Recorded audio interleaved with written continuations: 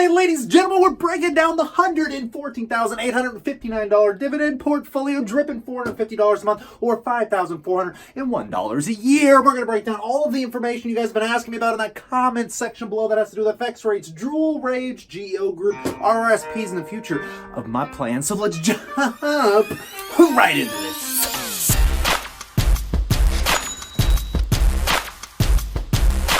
Welcome back, my passive income investors alike. This is going to be an amazingly interesting video as we head into the craziest week of my life as I start heading down for StockTwits Stocktoberfest coming this Friday. I'm going to be doing a huge show at the Markham Theater here on Thursday, and I look forward to getting you guys as many clips as possible. But more importantly, we want to break down my six-figure portfolio and answer all of those wonderful questions you guys have left me in the comments section below about FX rates or basically exchange rates. We're talking Jewel Rage and why I'm willing to bet the farm on this company this plan. I'm going to break that down for you. We're talking GEO Group, my prison stock under pressure, what I have to do with my RRSPs, and then just the future of my plans. So let's just head on over to the computer and we'll break this down for you. Alrighty, ladies, gentlemen, passive income investors alike, welcome to my six-figure dividend portfolio. To start hammering this out, my bank positions, I have been saying I am going to be leveraging down very shortly in my Canadian Imperial Bank, and I might even start pulling a little bit out of my bank in Nova Scotia. Not a lot. I want to keep these as long-term as humanly possible. I just don't like the amount that I have exposed to these for the fact that they are just dividend companies, and I want to start spreading it out. But I am going to put that money to good work for two different sectors, into two different sectors, which I'm going to explain to you more in a second. Utilities, I'm not going to talk too much about today. I talk about them a lot as SO continues into all-time highs. It is just a utility of godlike proportions as my current yield or my rate of return on this on dividends, yield on cost, is about 5.5%, which I'll show you in a second, but it's just blowing my mind that this thing just keeps going up and up. I don't think there's been a much better performer in the utility sector this year than SO, so I'm glad I picked it up for a whopping $44 a share. I'm kind of rattled by that, but my worst position here, guys, is GEO Group. My prison stock has been getting utterly tore up, and that has a lot to do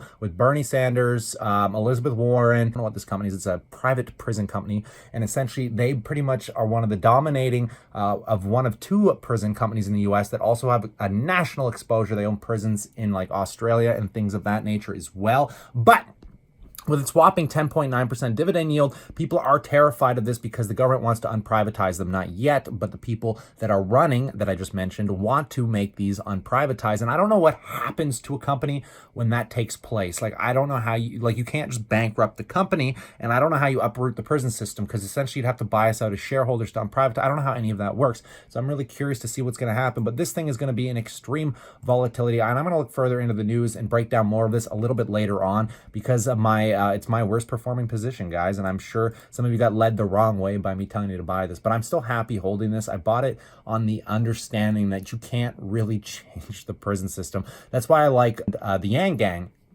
Andrew Yang is basically, he's more concerned about keeping people out of the prisons rather than screwing with the prison system itself. Start from the root of the problem. And I'm not going to get any more into that, but I'm going to talk about what I want to do with my banks today. Altria Group and British American Tobacco.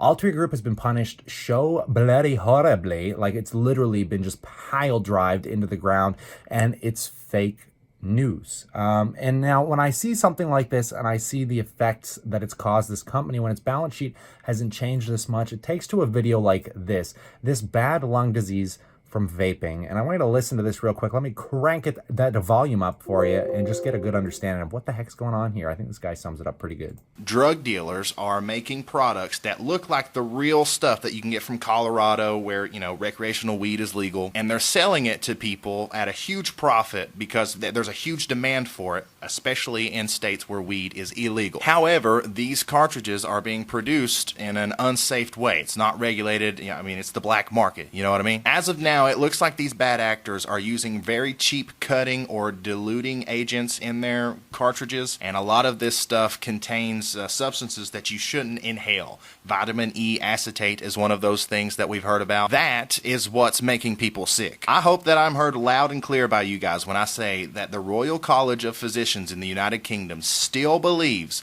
that vaping is 95% safer than smoking. The products that we have at our stores and the products that you're used to using, nicotine vaping products, they're made in a lab and they've been regulated by the FDA since 2017. Vaping is not killing people. It's illicit street drugs.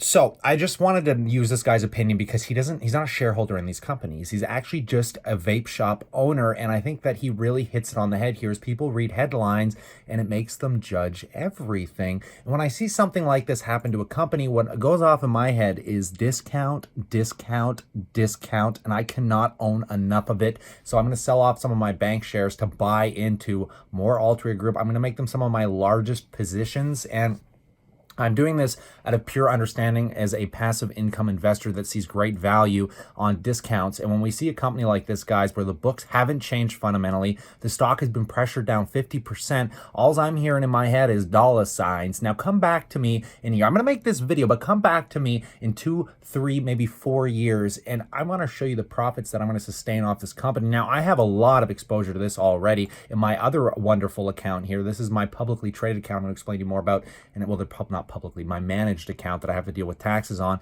which I'm going to explain more about in a bit. But in here, I have a lot of exposure to MO and BTI, and I'm going to keep hammering it. I want to get this to become my largest position just for short term. And what I mean by short term is 3 to 5 years, though I do think when this news blows over that it's going to be up substantially more than this, because you can't argue scientific fact. These guys have dealt with this in the past. In the 1980s and 90s, when they found out that cigarettes cause cancer, this was the end of pretty much tobacco companies, everybody thought, until they, they hire expensive lawyers, they're conglomerates. It ain't going anywhere anytime soon, people. And I don't care how much you hate smoking. I used to smoke. My parents used to smoke. You guys know this. I do not smoke anymore, but I used vaping to quit smoking. I vaped for a year. I found I could run better, breathe better.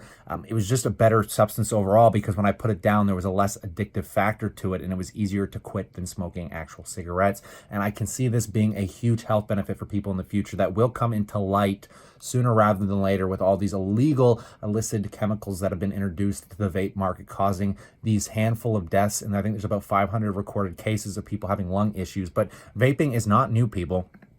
Been around for 10 or 15 years. I think it's been about more than 15 years now, and they're only just making it out like it's a big deal today. So this kind of reminds me of the best value I've ever seen in a stock in a long time, guys. So it is going to become one of my largest positions very soon. I am going to lever down and be buying more, but probably tomorrow before I bugger off to work. Now, as many of you know, my more recent positions, J&J, Starbucks, MM, and we'll talk a little bit about Tesla here as well. MM, the one I purchased on your behalf, is doing pretty well, but apparently I bought it when the dollar was up a little higher. So we're seeing an FX rate loss. Now, a lot of you were asking me in the comment section below about basically exchange rates, because my mom worries about this a lot as well. And what you have to understand is in these accounts, what they do is they automatically calculate in the exchange rate. And you'll notice it'll say like $1.32. Let me go in here. Sorry, I was calculating my dividends earlier for you guys, and I have to do my conversions myself. But if we look up the CAD dollar chart, what you're going to see is that we're probably about 75 cents to the US dollar. So you'll think it'd be like a 25-cent difference on the conversion, but you'll notice it's usually around 32 cents. They literally charge you an automatic FX rate. Usually it's between, I'm going to say 10 and 15 cents per dollar traded. But if you do it the way I'm about to tell you to do it, it's going to be a little easier for you. And I should break this down on my next US trade, because you can see here I collect US and Canadian dollars. You have to specifically set this up in your account. And what you can do instead of automatically letting, this is again for foreign investments, and this is vice versa. If you live in the US, then you're buying Canadian stocks, it'll be the same thing. But what happens is when you get dividends, they automatically get transferred to Canadian dollars, which automatically gets deducted the FX rate or the exchange rate. And what you can do to stop that is by opening up what is called a US holdings account within your tax-free or your RRSP, or even in your regular trading account. I have not done that to this account yet, and I'm just doing it because, well, I should be doing it, but because I'm going to be trading in and out of this account quite a lot right now, I'm just going to leave it. But what you can do is every time you transfer money now, once you've opened up a US account, you pay a minimum fee. And I think it's about $30. Don't quote me on that. I'm going to have to look further into that, but you're going to end up paying like $30. So if you're transferring like a few $1,000 into USDs or to Canadian, you're going to save a lot, because you're only going to be paying that one-time $30 fee instead of that 10 cent on every dollar traded sort of a thing. And it's going to save you a crap ton of money. One of my investors that watch this channel, I think his name is Max Rochester. Don't quote me on that. I have him on Facebook. I know his last name's Rochester. I'm just giving him a shout out on here. I probably shouldn't be. But anyways, he kind of introduced me to this idea, and I absolutely love it, because now I get paid in US dividends, which means I can use this money when I'm traveling or wait for the Canadian dollar to come back back up, or sorry, down, so my US dollars are worth more. And when I trade it over, when the Canadian dollar hits, say, 74 cents, I'll actually be getting some extra money out of my exchange rate. So I can actually make money trading US dollars, which is very fascinating stuff. But back into the regular account here, guys. 3M is one that I purchased on your behalf, and it's probably one of the best performers that I've bought because it's still doing pretty well. Starbucks I definitely overpaid for, but I really want to see this thing get back down to the 80s. If this thing could get back down to the 80s, I'd be a lot happier buying it. So I'm just holding it for now just to watch it and see what it does in case it keeps going up and keeps flat here. I just want to have a few shares in it, you know. Tesla. This one's going to come back with a vengeance. A lot of people hate this company right now, and it's been way pressured down considering how fast and like they should be like Guinness World Record holders for all kinds of shit. It's crazy to me. Every time I look up this company, you guys hear about this all the time. I'm sure you watch things like Hyperchange and whatnot. So, I mean, I am going to be purchasing some more shares of this, but what I'm going to do with this account is I'm going to start transferring some of these holdings into my RRSP. And what I mean by that is, while a registered retirement saving plan defers tax today, and I'm going to get hit with somewhere between a $6,000 and $10,000 tax bill at the end of this year, and I'm going to mitigate all of that away by putting it into my some of it, not all of it, but a good chunk of it into my RRSP, and which I will hold my long-term holdings like J&J, like Starbucks, like my VFV index, which I'll be buying more of here as well. And that'll save me a crap ton on taxes. It'll give me some tax benefits because Canadian government actually gives you tax benefits for putting money in this account. And I will one day be using this money to purchase some form of a property. But in the meantime, because this money was sitting in the basement in gold at the beginning of the year, I sold off a lot of gold to buy into a lot of these positions.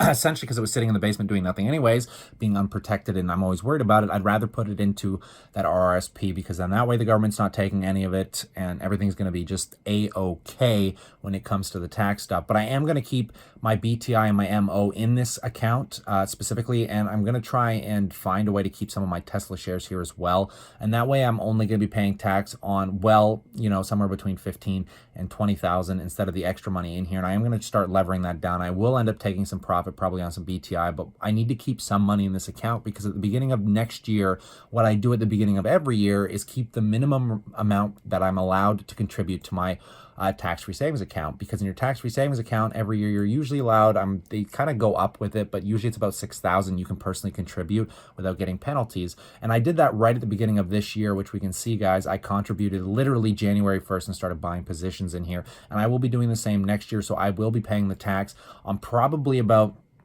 $15,000 worth of this is what I'm going to try and keep, because I do have another account, which many of you know is my Royal Bank account, where I purchased my other shares of 3M in here as well. And I might be managing this around a little bit to buy some REITs within this account to try and get some dividend yields up.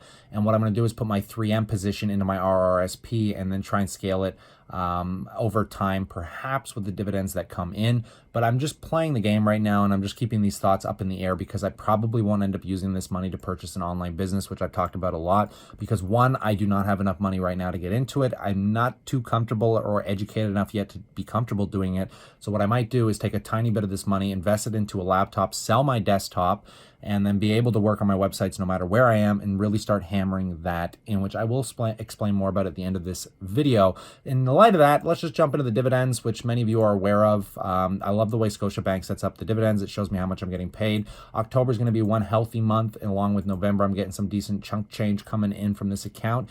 As I mentioned, U.S. holdings. So the way I show you my dividend income is all converted to CAD because I live in Canada, but my U.S. holdings make it look like I might make a little less because there's about $1,590 in here, but that equates to over 2,000 US. So just keep that in mind when it comes to the conversion, but that's going to save me a lot on the FX. Now, GEO Group, guys.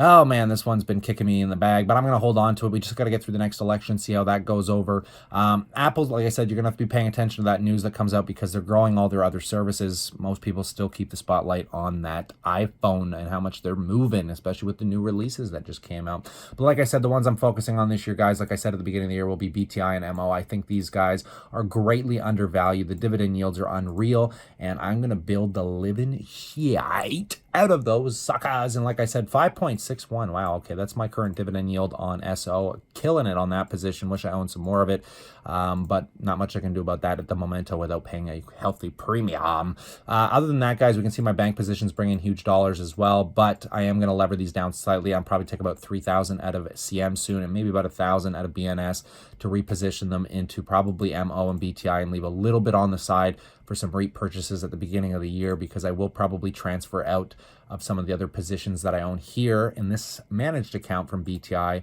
and MO to start putting them in my tax-free savings account. So when I start seeing them massive gains. Actually, the best thing that could happen is these companies stay down into the end of the year, because that way I can sell them at a loss, transfer them in my RRSP, deduct the loss, buy them back, and then bankroll it when these suckers come back like a bloody vengeance, when people wake up to the reality of what these companies are capable of and what they are going to be achieving in the next 3 to 5 years. I just think they're so underrated. It blows my mind. And again, I don't care if you hate smoking. I'm just a value investor here, guys, a long-term passive income investor. And when I see value on a balance sheet, I see value, and it's there. Same with Johnson & Johnson. I think seriously undervalued right now. Not severely undervalued, but it's at fair value, and it's definitely worth buying compared to most of the other industries that currently people are focusing on.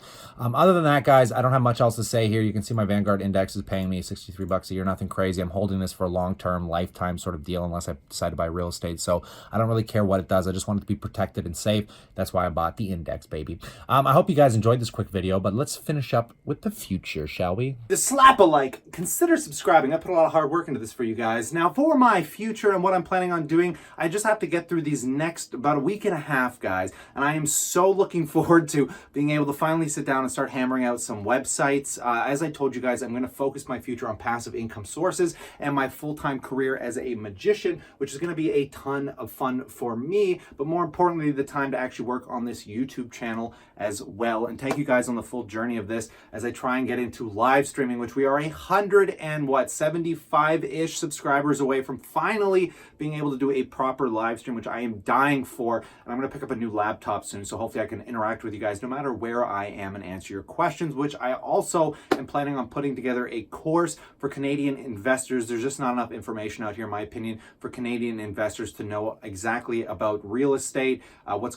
to basically exactly know how all your registered accounts work, like your registered retirement savings plan, tax-free savings account. In the US, these are called 401ks and Roth IRAs. They don't know how this works with real estate. They don't understand how you can withdraw against them, what the taxes and the fees are, and everything else in between. I do talk about a lot of it on this YouTube channel, but I want to put it all into one piece, a big pile of information for you guys to actually sit down and learn if you are new to this game. And then I'm also going to leave you with my personal information, where I will contact you and we will either do Skype, live stream, whatever it takes to basically help you join the passive income journey. So I hope you guys enjoyed this video. Stay cool, stay awesome. I look forward to chatting to you real soon.